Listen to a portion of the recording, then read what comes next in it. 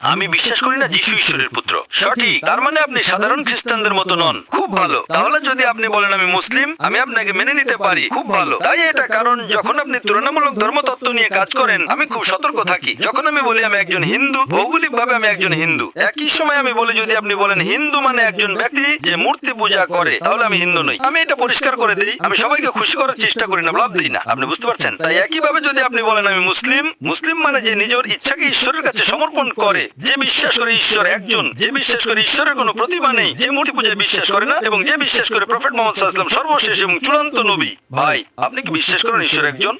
হ্যাঁ। আপনি কি বিশ্বাস করেন ঈশ্বরের কোনো প্রতিমা নেই? হ্যাঁ। আপনি কি বিশ্বাস করেন মূর্তি পূজা ভুল? হ্যাঁ। আপনি কি বিশ্বাস করেন প্রফেট মুহাম্মদ সাল্লাল্লাহু আলাইহি ওয়াসাল্লাম ঈশ্বরের একজন বার্তাবাহক? মানে কোরআন অনুযায়ী এটাই সাব্যস্ত করে। হ্যাঁ, আপনি কি বিশ্বাস করেন? একই পয়েন্টে আমি বিশ্বাস করি। আপনি যদি বিশ্বাস করেন ঈশ্বর এক, এবং আপনি যদি বিশ্বাস করেন মূর্তি পূজা ভুল,